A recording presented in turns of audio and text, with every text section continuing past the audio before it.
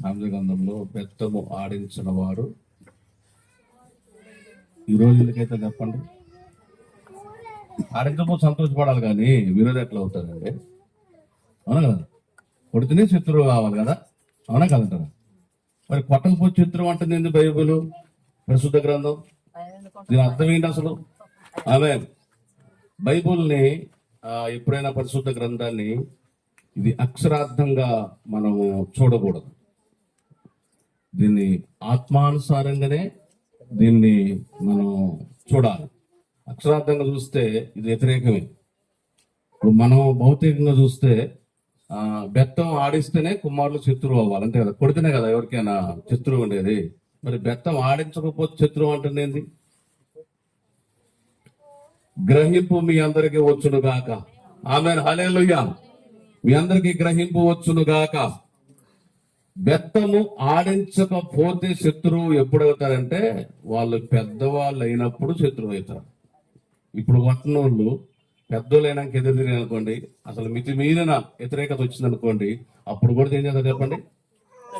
మా నాన్న మా అమ్మ నేనంటే వాళ్ళకి ప్రేమే లేదు, నన్ను ఎట్లా కొడతారా అని అంటారు. ఎందుకంటే కొట్టేది చిన్నప్పుడు కొట్టేసాం అనుకోండి, వాళ్ళు ఏదో గుర్తు పెట్టుకోరు, గిజ్జైతే కొడతారు అనేది వాళ్ళు భయపడతారు. కాబట్టి ఆ భయము అలా గుండిపోతుంది. ఆమె హల్లెలూయా.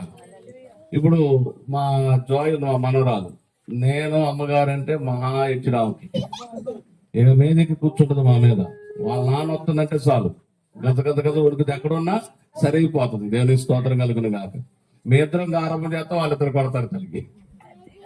ఇక మాకేమో గారభం తప్పట్లేదు. దేవునికి స్తోత్రం కలుగును కాక. హల్లెలూయా. ఎందుకంటే ఇక నేను శత్రువును కాను, అయ్యే శత్రువు ఏదో అప్పుడే అయిపోయాను. దేవునికి మహిమ కలుగును కాక. నేను అయ్యే శత్రువు ఎప్పుడో అయిపోయాను కాబట్టి ఇప్పుడు నాదేమి లేదు. ఇప్పుడు వాళ్ళని అల్లారి గుర్తుగా చూసుకోవడమే మా బాధ్యత. ఆమె ఇప్పుడు వాళ్ళ నాన్న ఆడించకపోతే వాళ్ళ నాన్న శత్రువు అవుతాడు. అందుకనే ఆయన ఆడిస్తున్నాడు బెత్తం. దేవునికి మహిమ కలుగునుగా. హల్లెలూయా. చక్కని మాటలు. కాబట్టి మనము పిల్లలు మనము తల్లిదండ్రులుగా మనము చేయవలసిన పని ఎంతవరకైతే మనం పిల్లల పట్ల చేయగలుగుతామో అంతవరకు చేయటం మన బాధ్యత. ఆమేన్, హల్లెలూయా. ఏ వయసు వరకు మనం వాళ్ళని కండిషన్ లో పెట్టగలుగుతామో, ఏ వయసు వరకు వాళ్ళని మనం గద్దించగలుగుతామో, ఏ వయసు వరకు వాళ్ళని మనం కంట్రోల్లో పెట్టగలుగుతామో ఆ వయసు వరకు తల్లిదండ్రి యొక్క బాధ్యత. ఆ తర్వాత వ్యక్త వయసు వచ్చిన తర్వాత దేవుడు చూసుకుంటాడు. దేవునికి మహిమ కలుగును గాక. అప్పటిదాకా చెప్పండి, మనం ఏం నేర్పించాలి వాళ్ళకి? వాక్యమును వాళ్ళకి నేర్పించే అనుభవంలో ఉండాలి. వాళ్ళకి మాటలు వస్తున్నప్పుడు వాక్యాన్ని కంటతా వాక్యమును నేర్పిస్తూ ఉంటుండాలి. చిన్నపిల్లలకి ఏం చేస్తాం మనం అంటే ఏబిసిడ్లు చదవమ్మా, అలు చదవమ్మా అని చెప్తున్నాం కదా.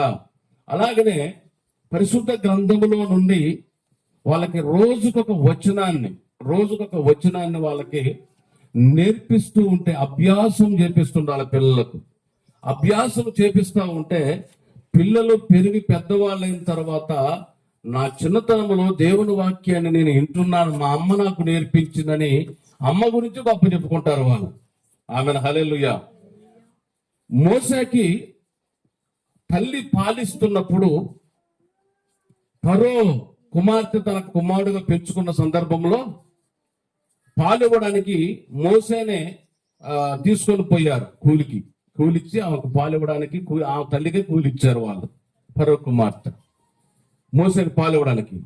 మోసేకి పాలిచ్చేటప్పుడు ఆమె ఏమి నేర్పించిందో కానీ ఇందులో రాయబడలేదు. కానీ ఆయన పెరిగి పెద్దవాడైన తర్వాత తన జనాంగాన్ని చూసే రక్తం మరిగిపోయిందంట. దేవునికి స్తోత్రం, హల్లెలూయా. తన జనము ఎక్కడున్నారో, తన జనాంగము ఏ పరిస్థితిలో ఉన్నారో, తన జనాంగము ఏ దుస్థితిలో వాళ్ళు మగ్గిపోతున్నారో అది గుర్తిరిగిన మోషే రక్తం మరిగిపోయి ఐగుప్తీయుడు ఇజ్రాయేల్ ఇద్దరు సహోదరులు కొట్టుకుంటుంటే ఈయన తీర్పునామం చేయడానికి వెళ్ళిపోయాడు. సహోదరులారా మర్యాదగా చెప్పాడు. ముందు చెప్పిన మర్యాదగానే చెప్పాడు, సహోదరులారా మీరు ఎందుకు కొట్టుకుంటారు ఈ విధంగా అని చెప్పేసి మర్యాదగా చెప్పారు. ఓ నువ్వు కూడా మాకు పెద్ద చెప్పొచ్చావా అన్నాడు ఐగుప్తీయుడు. ఈయనకి రక్తం మరిగిపోయి వెంటనే కోడి మెరక ఇడిసేసి ఉసుకున బాధ పెట్టేశాడు. దేవుని స్తోత్రం, హల్లెలూయా. ఎందుకో తెలుసా తన జనాంగం మీదకి సున్నతి లేనివాడు ఇజ్రాయేలుడు తన సహోదరుడి మీద దెబ్బ కొడుతుంటే నేను రక్తం మరిగిపోయింది. ఆమేన్, హల్లెలూయా. క్రైస్తవులంగా ఒక క్రైస్తవుడికి ఇంకొకళ్ళు వచ్చి అడ్డగిస్తున్నప్పుడు మనకు అలా రక్తం మరగాలి. ఆమేన్, హల్లెలూయా. మరగాలని చెప్పి గొడ్ల పట్టుకొని పోవడం కదా అని అర్థం. సపోర్ట్ గా మేమున్నామన్నట్టుగా ఐక్యతలో ఉన్నప్పుడే మనము దేవుని సువార్తని కొంచెం ఎక్కువగా ప్రకటించగలుగుతాం. ఇలాంటి స్వేచ్ఛగా ప్రకటించుకునే అవకాశం లేని రాష్ట్రాలు ఎన్నో ఉన్నాయి, కానీ మనం చాలా ధన్యులం. దేవుని కృప మన తెలంగాణ రాష్ట్రం మీద ఉంది. ఆమేన్, హల్లెలూయా. అందుకని స్వేచ్ఛగా మైకులు పెట్టుకొని మనం సువార్త ప్రకటించుకోగలుగుతున్నాం. ఆమేన్. పిల్లలు ఎప్పుడైతే దేవుని వాక్యములో వారు పెంచబడతారో, దేవుని వాక్యములో వారు అలాగే ఎప్పుడైతే పెంచబడతారో, దేవుని వాక్యములో వాళ్ళు ఎదుగుతారో, మోషే వలె ఒక రోజు పెరిగి పెద్దవాళ్ళు అయినప్పుడు క్రీస్తు రక్త సంబంధులు ఎవరు, క్రీస్తు రక్త సంబంధులు కాని వారు ఎవరో ఒక రోజు వాళ్ళే గుర్తెరుగుతారు. దేవునికి మహిమ కలుగునుగా. హల్లెలూయా. వీలైనంత మట్టుకు తల్లిదండ్రిగా మనము చేయవలసిన పనిని, మన వాళ్ళకి చెప్పవలసిన మాటలను వాళ్ళకి అభ్యాసము చేపించగలిగితే గనుక ఖచ్చితంగా పిల్లలు పెద్దవాళ్ళైన తర్వాత మ్యాక్సిమం త్వరగా త్రోవ తప్పడానికి అవకాశము ఉండదు. ఒకవేళ త్రోవ తప్పడానికి అవకాశం ఉన్నదంటే బలాత్తునే సంసోన్ లాంటి వాడే తప్పించుకోలేకపోయాడు. ఆమె అది దెయ్యము ఏ సమయంలో ఎలాగా వాడుకుంటుందో తెలియదు. దేవుడు ఖండితంగానే ఆదాముకు చెప్పాడు, నువ్వు ఈ పండు తినమనా, ఈ పండు తినమనా నువ్వు చచ్చదవు అని అన్నాడు. దేవుడు ఆజ్ఞ పాటించాడు, చాలా వరకు పాటించాడు. ఎలాగ వీళ్ళని నేను లొంగ తీసుకోవాలి అనే ఉద్దేశంతోనే సాతాను గాడు ఏం చేశాడు చెప్పండి. అవ్వమ్మ ఎప్పుడు ఒంటరిగా దొరికిద్దో అప్పుడు గబుక్కున పట్టేసుకున్నాడు. ఓ పిచ్చిదానా, ఇది తింటే మీరు దేవతలైపోతారని దేవుడు స్వార్థం అని అన్నాడు. ఆమెను చెప్పండి, దేవుడికి నచ్చలేదంట దేవతలైపోతారని. ఎంత అబద్ధం చూసారా. అబద్ధమునకు జనకుడు అని వారికి ఆ పేరు. అలాగనే పిల్లలు పెద్దవారైన తర్వాత మనం అభ్యాసము చేసిన దేవుని యొక్క పరిశుద్ధ గ్రంథములోనున్న ఆ మాటలు పిల్లలకు ఎప్పుడైతే మనం నేర్పిస్తామో, ఇది ఒక రోజు సాతానుగాడు పిల్లల మీద ప్రయోగం చేసే నాటికి ఒక రోజు మనం నేర్పించిన తల్లిదండ్రులు నేర్పించిన ఆ వాక్యము పిల్లలకు అది అభ్యాసం చేయించాం గనక ఒకరోజు డైరెక్ట్ గా సాతానుగాడు మాయలో పడిపోకుండా కొంత ఆగడానికి అవకాశము ఉంటుంది. ఆమేన్, హల్లెలూయా. దానికోసమే పిల్లలకి నేర్పించాలని పరిశుద్ధ గ్రంథం మోషే కాలంలో నుండే ఈ పరిశుద్ధ గ్రంథం అంట చేతుల మీద పచ్చబొట్టు పొడిపించుకోవాలంట. ఇప్పుడు పరిశుద్ధ గ్రంథంలోనే పచ్చబొట్టు ఉంది. టాటో అంటారు దాన్ని, టాటో వేస్తారు కదా, అది మనం ఇప్పుడు పోసుకోవడమే కాదు, పరిశుద్ధ గ్రంథంలోనే ఆ మాట ఉంది. ఇప్పుడేమో ఆ అవ్వ పేరు, నాన్న పేరు, మామ పేరు, భర్త పేరు రాంచుకుంటున్నారు. అప్పట్లో ఇజ్రాయెల్ ప్రజలు ఏం చెప్పండి, దేవుని వాక్యాన్ని చేతి మీద పచ్చబొట్టు పొడిపించుకున్నారని దేవుని వాక్యము మనకు నేర్పిస్తా ఉంది. పిల్లలకు అది నేర్పించాలంట. హృదయం నిండా వాళ్ళకి దేవుని వాక్యాన్ని మనం నేర్పించగలిగితే ఆశీర్వాదకరంగా దేవుడు మారుస్తాడు. ఆమె హల్లెలూయా. మనం ఆశీర్వదించబడాలి అనంటే మనం ఏం చేయాలి? తల్లిదండ్రిగా మనం ఏం చేయాలి? మనం చేసిన పిల్లలకి ఏమి నేర్పించాలి అనేది మనకి 128వ కీర్తనలో ఒక మాట 4వ వచనంలో చదివిస్తూ ఉంటది. 128వ కీర్తన 4వ వచనంలో చదువుతారా? మీ బైబిల్లో ఉందా? 128వ కీర్తన మీ బైబిల్లో ఉందా అమ్మా? అమ్మా, ఇలాగూ ఆశీర్వదించబడును. ఎవడంట? యెహోవా యందు, దేవుని యందు భయభక్తులు గలవాడు ఇలాగూ ఆశీర్వదించబడును. ఎలాగూ 3వ వచనం చూడండి. నీలోగిట నీ భార్య ఫలించు ద్రాక్షవల్లి వలె ఉండును. నువ్వు తినే భోజనపు బల్ల చుట్టూ నీ పిల్లలు ఒలీవ మొక్కల వలె ఉందరు. గట్టిగా స్తోత్రం చెప్తారేమనుకున్నా. మీరు చలనం లేని వాళ్ళ కోమాలో ఉన్నటువంటి అట్లా ఆమె హల్లెలూయా. మనం కోమా స్టేజ్ లో కాదు. దేవునికి మహిమ కలుగును గాక. ఎప్పుడు స్తోత్రం చెబుదామని ఎదురు చూడాలి. అప్పుడు దేవునికి మహిమ. యెహోవా యందు భయభక్తులు కలిగిన వాడు ఇలాగూ ఆశీర్వదించబడతాడు. ఎలాగ ఆశీర్వదించబడతాడు అంటే నీ లోకిట అంటే నీ ఇంట్లో నీ భార్య ఫలించు ద్రాక్షవల్లి వలె ఉంటుంది. నీ ఇంట్లో నీ కుటుంబంలో నీ భార్య ఫలించు ద్రాక్షవల్లి వలె ఉంటుంది. భార్య ఫలించు ద్రాక్షవల్లి వలె ఉంటే పిల్లలు ఎలా ఉంటారట? అమ్మా కొద్దిగా ఇటు నా వైపే చూడండి, నాతోనే ప్రయాణం చేయండి. దేవుని స్తోత్రం. భూవత్మలని మీకోసం. మీరు నాతోనే ఉండండి, ఇక్కడే ఉండండి. మనసు ఇక్కడే ఉంచండి, మనసు కూడా ఇక్కడే ఉంచండి. దేవునికి మహిమ కలుగును గాక. చెప్పండి. భార్య లోకిట ద్రాక్షవల్లి వలె ఉంటే, భార్య ఫలించు ద్రాక్షవల్లి వలె నీ ఇంట్లో ఉంటే, ఆ భార్యకు పుట్టిన పిల్లలు ఎలా ఉండాలంట? నీ భోజనపు బల్ల చుట్టూ ఒలీవ మొక్కల వలె ఉంటారు. దేవునికి మహిమ కలుగునుగాక. హల్లెలూయా. అంటే భార్య ఎప్పుడు ద్రాక్షవల్లి వలె ఎప్పుడు ఫలించే వ్యక్తిగా ఉండాలట. ఎప్పుడు చెరపొరలాడకూడదు. ఆమేన్. ఎప్పుడు ఆ బొచ్చ ఎత్తేసి ఈ బొచ్చ ఎత్తేసి కిచెన్ రూమ్ అంతా సందడే సందడి ఆ రోజు. ఆమేన్. హల్లెలూయా. ఏ రోజు అమ్మా? ఏ రోజు? మీరేం చెప్పండి. ఎప్పుడు సందడి చేయలేదు మీ కిచెన్ రూమ్లలో. హల్లెలూయా. కిచెన్ రూమ్లలో కాకపోయినా సిగ్గు దగ్గరేనా ఋతువే కదనే ఖచ్చితంగా సందడి జరిగింది. ఏదైనా ఒక బొచ్చ ఖచ్చితంగా సందడి జరిగినట్టే. ఎప్పుడు ఫలించు ద్రాక్షవల్లి వలె భార్య ఉంటుందో, ఫలించే ద్రాక్షవల్లి వలె ఎప్పుడు భార్య ఉంటుందో, ఆ భార్యను చూసిన పిల్లలు ఎలా ఉంటారట? భోజనపు బల్ల చుట్టూ ఒలీవ మొక్కల వలె వాళ్ళు ఎదుగుచూ ఉంటారు. దేవునికి మహిమ కలుగును గాక. హల్లెలూయా. ఇంకేమంటారు తెలుసా? 5వ వచనంలో సియోనులో నుండి యెహోవా నిన్ను ఆశీర్వదించును, నీ జీవిత కాలమంతయు యెరూషలేమునకు క్షేమము కలుగుట చూచెదవు. ఏమంటా చెప్పండి? నీ పిల్లలను. అది గొప్ప ఆశీర్వాదం. ఆమె హల్లెలూయా. కొంతమందిని ఫలించు ద్రాక్షవల్లి వలె భార్య ఉండక ఆ పోరుకు తట్టుకోలేక పరిగెత్తుకుని ఎడిపోయారు తెలియని వాళ్ళు ఉన్నారు చాలా మంది దేశంలో. ఆ పోరుకు తట్టుకోలేక. సౌత్ పూర్వం తట్టుకోవచ్చు కానీ అమ్మా, భూమి మీద సౌత్ పూర్వం తట్టుకోవచ్చు కానీ ఒకసారికైనా భార్య పోరు తట్టుకోవటం కష్టమని సామెతల గ్రంథం నేను చెప్పట్లే, పరిశుద్ధ గ్రంథం చెప్తుంది. దేవుని స్తోత్రం కలుగును గాక. సామెతల గ్రంథంలో చెప్తుంది, ముసురు దినమున ఎడతెగ కారు నీరును గయ్యాల భార్యయు సమానమే అని చెప్తుంది సామెతల గ్రంథంలో. ఇదేంటండి మీరు భార్య గురించి చెప్తారని పిల్లల గురించి చెప్పకుండా అని అనుకుంటున్నది మీ మనసులో బుర్రలో గిర్రం తిరుగుతుంటది. ఆమె హల్లెలూయా. భార్య ఫలించు ద్రాక్షవల్లి వలె ఉండకపోతే చెప్పాల చెప్పండి.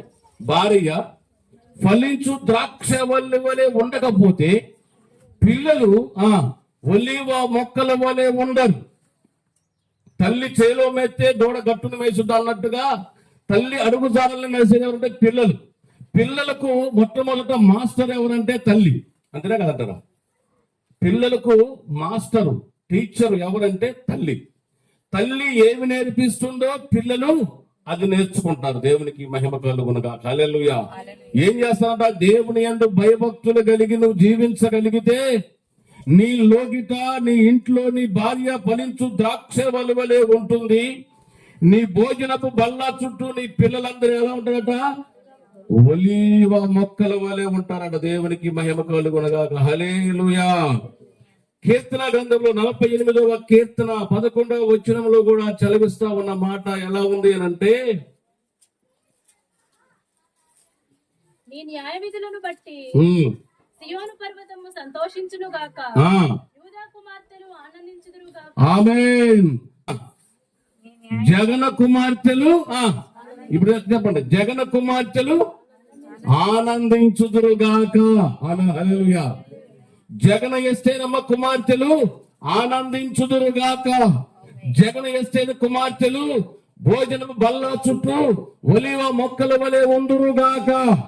దేవునికి మహిమ కలుగునుగాక. ఎప్పుడు ఇది జరుగుద్దంటే భార్య భర్తలు ఎలా ఉండాలట, దేవుని యందు భయభక్తులు కలిగి ఉన్నప్పుడు పిల్లలు ఒలివ మొక్కల వలె ఎదుగుతూ ఉంటారు. దేవుని యందు భయభక్తులు కలిగి ఉన్నప్పుడు తన పిల్లలు ఆనందిస్తారు. గుర్తుపెట్టుకోండి, పిల్లలు ఎలా ఎదుగుతుంట, ఒలివ మొక్కల వల్ల ఎదుగుతారు. రెండోది ఆనందిస్తారు. తల్లిదండ్రి ఆనందాన్ని చూసి పిల్లలు కూడా ఆనందిస్తారు. ఓకేనా.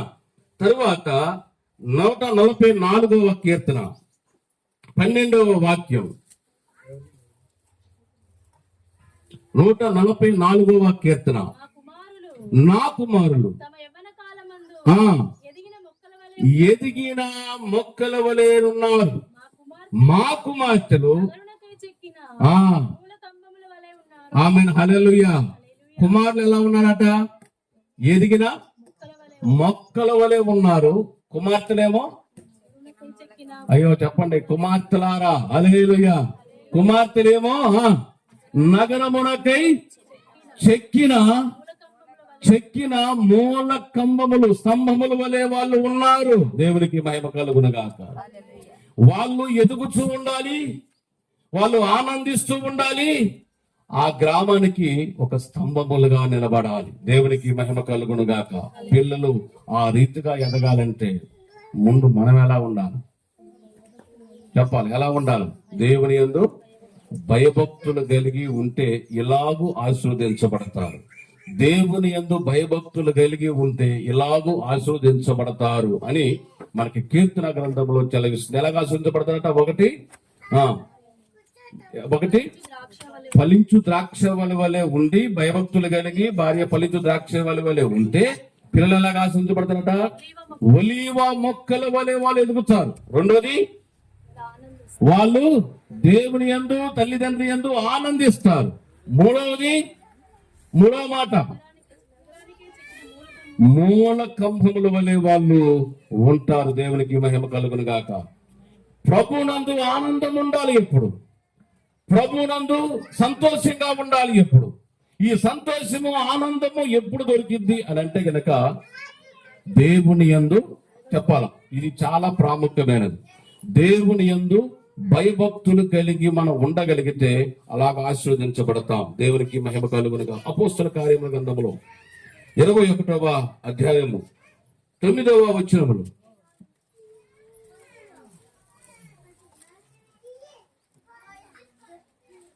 కన్యకలుగా ఉన్న నలుగురు కుమార్తెలు అతనికి ఉండిరి. వారు ప్రవచించు. ఆమేన్. హల్లెలూయా. ఎవరికి తెలుసా? ఫిలిప్పుకి 4 కుమార్తెలు రాట. జగన్ కన్నా 2 కుమార్తెలు, లూకరంత కన్నా 2 కుమార్తెలు, బాలన్ కన్నా 1 కుమార్తె. హల్లెలూయా. ఫిలిప్పై గారికి ఏంటంట?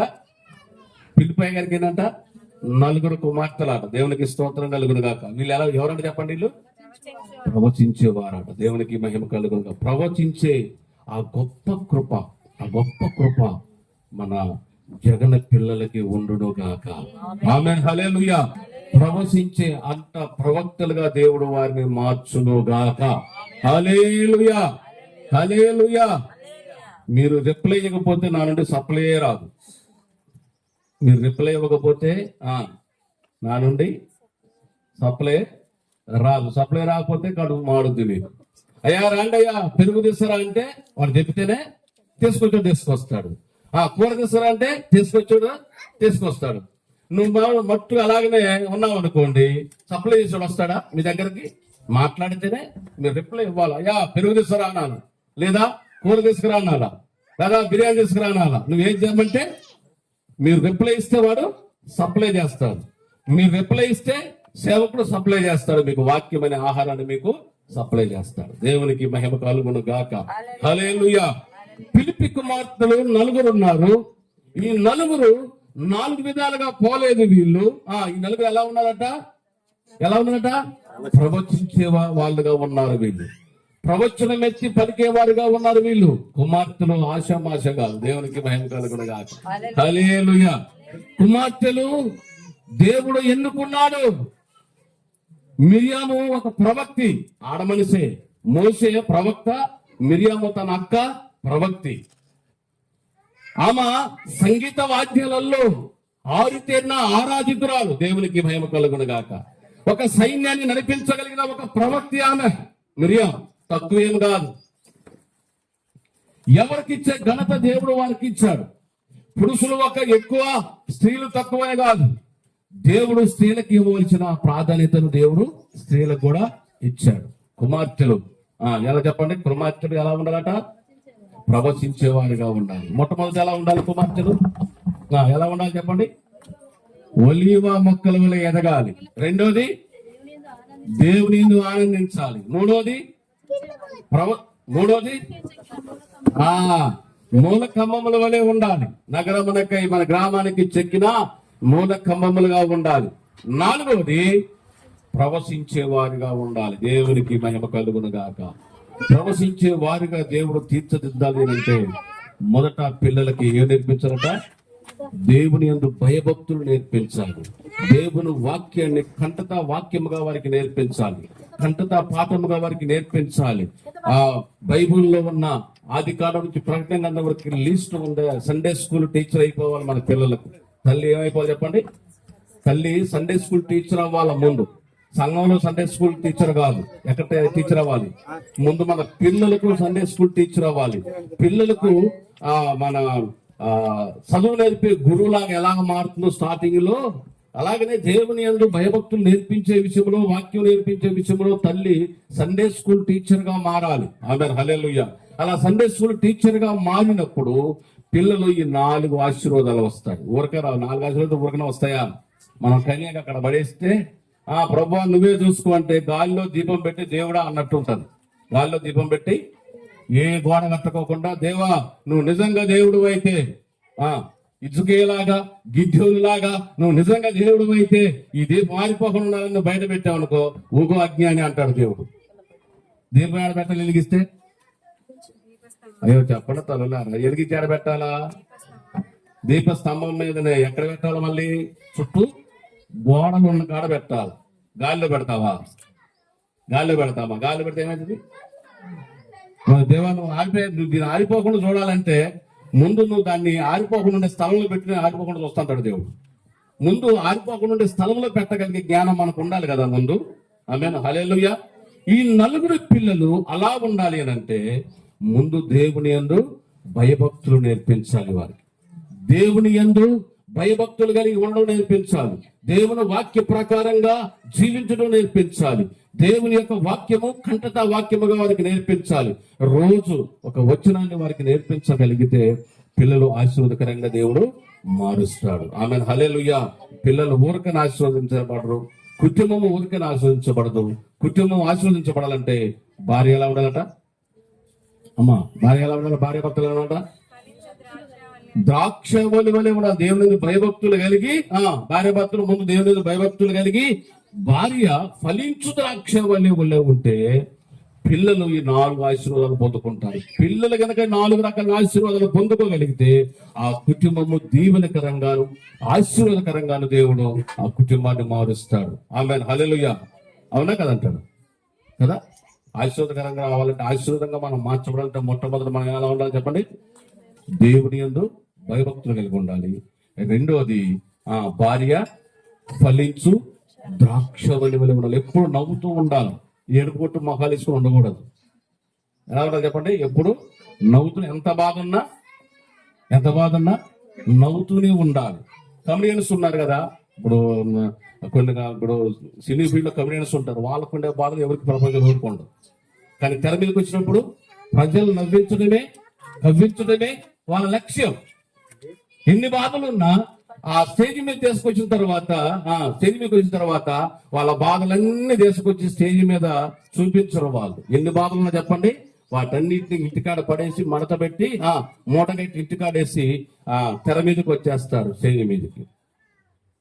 క్రైస్తవులంగా మనం ఎన్ని బాధలున్నా, ఎన్ని కష్టాలున్నా అవి మూట కట్టి ఇంటెనక పడేసి వచ్చి మందిరానికి వచ్చి నవ్వుతూ నవ్వుతూ ఆశీర్వాదకరంగా నన్ను మార్చు ప్రభు అని దేవుని సన్నిధానంలో ప్రార్థించే అనుభవం, బైబిల్ చదవగలిగే అనుభవం, దేవుని వాక్యం ధ్యానించే అనుభవం ఏ తల్లిదండ్రులకైతే ఉంటుందో వారి కుటుంబం ఆశీర్వాదకరంగా దేవుడు మారుస్తాడు.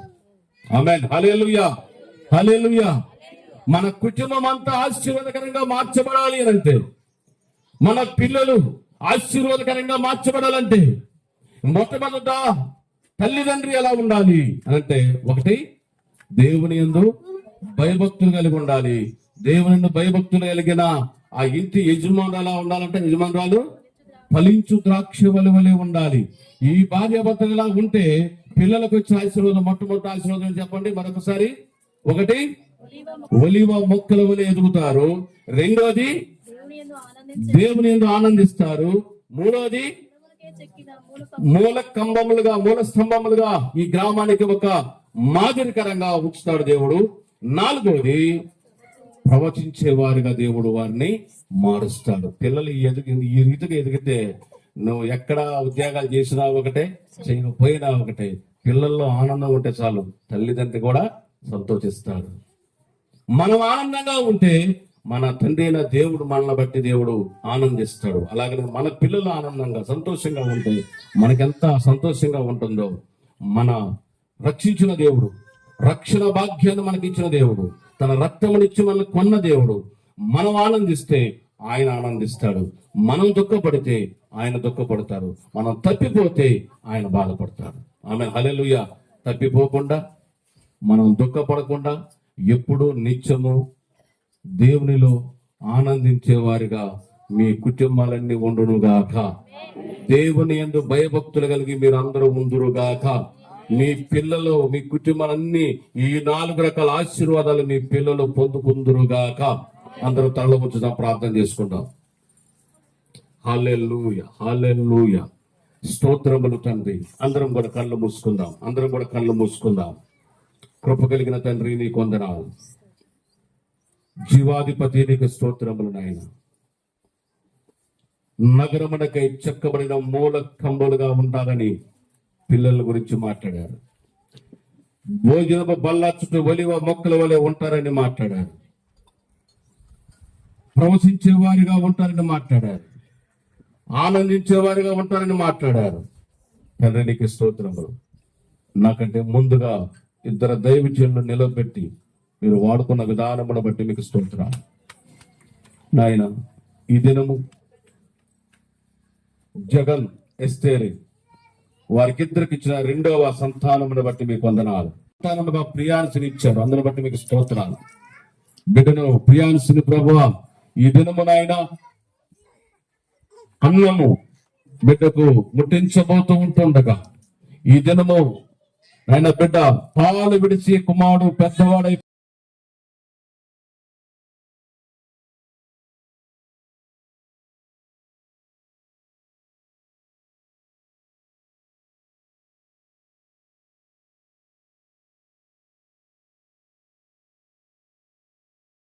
ఒక గొప్ప ఇందుగా చేసిన ఆయన జగన్ స్థిరమును బట్టి మీకు వందనాలు. బిడ్డలు దీవించి ఆశీర్వదించమని, ప్రియాన్సి కూడా మీరు దీవించి ఆశీర్వదించమని, కూడి వచ్చిన బిడ్డలందరూ దీవించమని యేసు నామములో అడుగుచున్నాము తండ్రి.